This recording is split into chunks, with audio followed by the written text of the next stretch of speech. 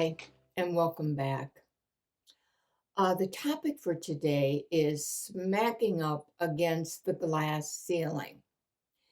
And remember in the last video, I talked about how so much was going good for me. That Woman of the Year and being acting CIO. And, I just was on, I felt I was at the top of my game. But all of a sudden, I don't know if it was bad luck or karma or a negative law of attraction, but things really changed around quickly and not for the best for me. Um, the first thing that happened is that less than a year as acting CIO for United Airlines, some new top management was brought into the company. And one of the very first things that they said when they got all the executive team together was that teamwork was extremely important to them. And I thought, wow, that's exactly what I've been doing.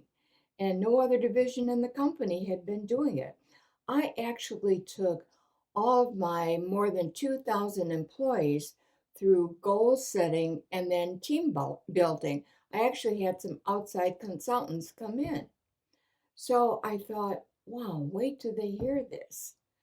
But then, very, very quickly, HR called me in and told me that I was not being considered for the permanent CIO position. Well, naturally, I was crushed. I was really hurt, but I felt I needed to keep on being professional and do my job. Plus, I love my job, I love my employees. So, it wasn't really that hard to do, but inside I was just hurt.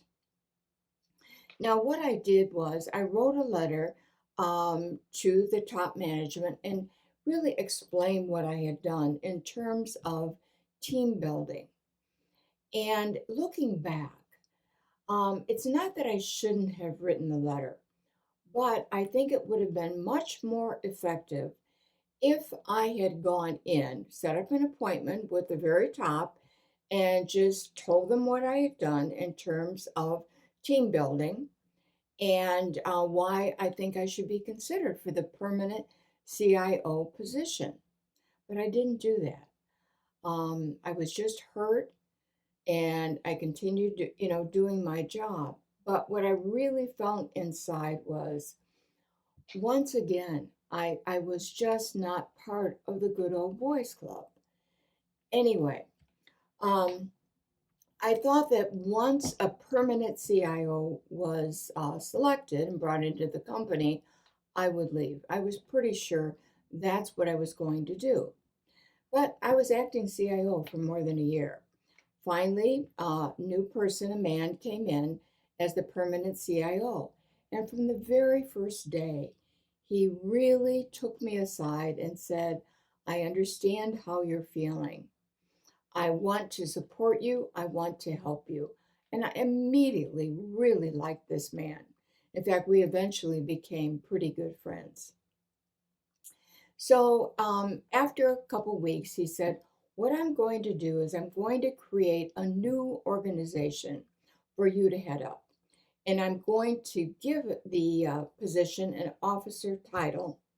And it's based on the success you've had in selling e-ticket. And I thought, oh, that sounds perfect. I can't believe that I would ever be excited after being turned down for the permanent CIO position. So then a couple of days later, he called me into his office and said, I can't make you an officer. And I said, why? And he kind of him-hawed around and everything. And then finally I said, I have a right to know. And he said, they think you're too weak. And I practically screamed, weak! After everything I've been through and all the fights I've been through to get to where I am, they think I'm weak.